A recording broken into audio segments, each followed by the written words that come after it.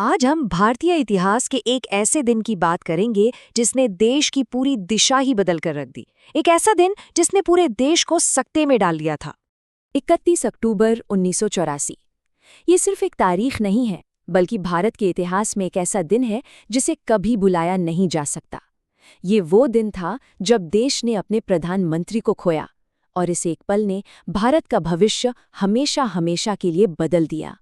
तो सबसे बड़ा सवाल यही उठता है कि आखिर हुआ क्या था। भारत की सबसे ताकतवर नेताओं में से एक की हत्या उन्हीं के अंगरक्षकों ने उन्हीं के घर में कैसे कर दी। चलिए इस पूरी कहानी को परत दर परत समझते हैं।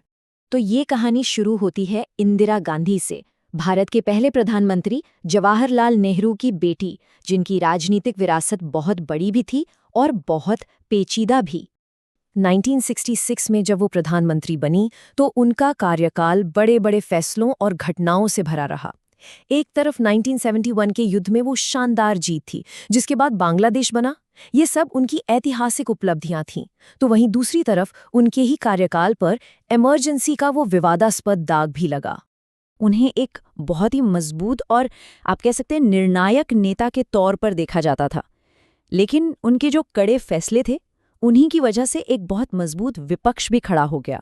मतलब अजीब बात यह थी कि जो उनकी सबसे बड़ी ताकत थी वही उनके खिलाफ सबसे बड़े विरोध की वजह भी बन रही थी। और इसी तनाव के बीच हम पहुंचते हैं साल 1984 में, पंजाब में, जहां हालात दिन ब दिन बिगड़ते जा रहे थे। और यहीं उस घटना की नींव रखी गई जो आने वाली त्रासदी का सबसे बड़ा कारण बनी। उस वक्त सरकार ने एक बहुत बड़ा और मुश्किल फैसला लिया, ऑपरेशन ब्लू स्टार को अंजाम देने का। ये जून 1984 में भारतीय सेना का एक मिलिट्री ऑपरेशन था। इसका मकसद था आतंकवादी नेता जरनैल सिंह भिंडरावाले और उनके समर्थकों को स्वर्ण मंदिर परिसर से बाहर निकालना। हुआ ये कि भिंडरावाले और उनके हथियारबंद समर्थकों ने सिखों के सबसे पवित्र स्थल स्वर्ण मंदिर में पनाह ले रखी थी। तो सरकार ने दखल देने का फैसला किया। सेना ने ऑपरेशन शुरू तो किया और आतंकवादियों को हटा भी दिया गया, लेकिन इस पूरी कार्रवाई में पवित्र स्थल को बहुत नुकसान पहुंचा और कई लोगों की जानें गईं। इस घटना ने सिख समुदाय के मन में एक बहुत गहरा गुस्सा और दर्द पैदा कर दिया। अब सीधा चलते हैं उस दिन पर, 31 अक्टूबर 1984 की सुबह। उस दिन की सुबह बिल्कुल आम थी, लेकिन किसी को अंदाजा नहीं था कि कुछ ही देर में सब कुछ बदलने वाला है। इंदिरा गांधी एक इंटरव्यू के लिए तैयार होकर अपने घर से दफ्तर की तरफ जा रही थीं। वक्त था सुबह के करीब 9:20 का। जैसे ही वो अपने बगीचे के रास्ते से गुजरी, उनके ही 2 अंगरक्षकों ने उन पर गोलियों की बौछार कर दी। उन्हें फौरन अस्पताल ले जाया गया, लेकिन उस दोपहर वो नहीं बच सकी। और जो हमलावर थे वो कोई बाहरी नहीं थे, वो उनके अपने ही सिख सिक्योरिटी गार्ड थे, बेअंत सिंह और सतवंत सिंह।